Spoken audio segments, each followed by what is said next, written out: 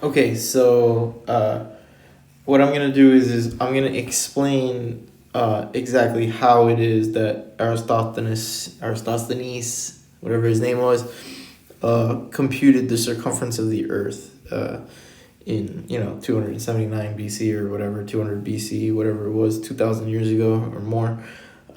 Basically, what he knew the distance between Alexandria, which is right here where the statue is, and this place called Sini or Sini, I don't know, Sini. He knew this length.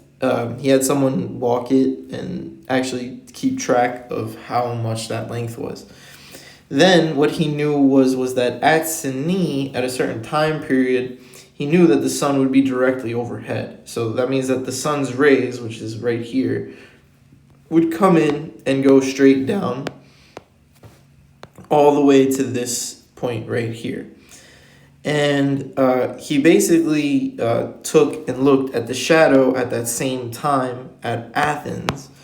And what happened was that there was a shadow at the statue that looked like this, and it created this triangle. And he knew the length of the shadow, and he knew the length of the statue, so he could just sit there and just actually make a similar triangle, and then therefore get this angle right here. Okay, whatever it may be. So he basically knew that this angle here, right? This angle, whatever it is, if you look, these rays are parallel, right?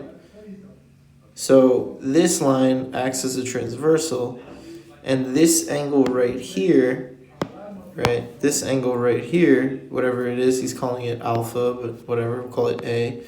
Okay, this angle right here is alternate interior with this angle right here. And then that means that they're congruent because, again, these two lines are parallel.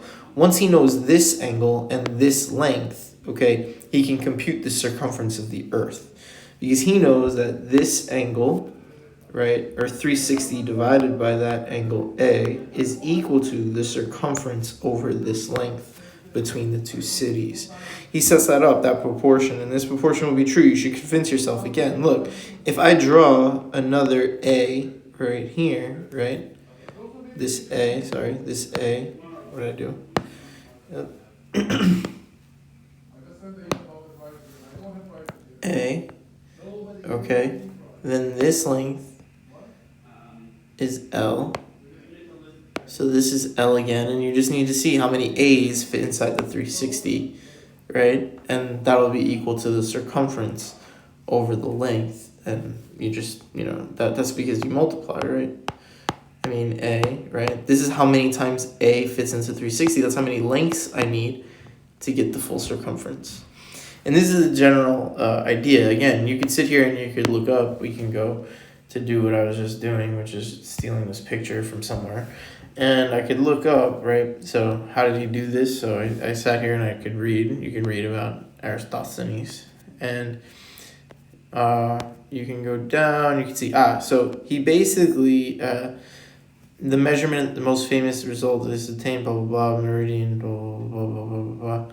Okay, so then, I don't know, this is the other one. So basically, here we go. So now what we have is that he actually knew the distance between Sinin and Alexandria. So he assumes blah, blah, blah, blah, but it says, okay, he found out that the angle was 7 degrees, and he found out that the distance from Alexandria to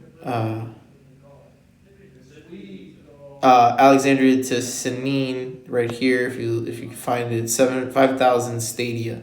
So he knew that then he calculated this to being 7 degrees, and he knew that this length was 5,000 stadia, which is just an ancient Greek measurement, 5,000 stadia. So then basically he just sat here, did 360 divided by 7 times 5,000 stadia, and this is how many stadia the circumference of the Earth was to Aristophanes.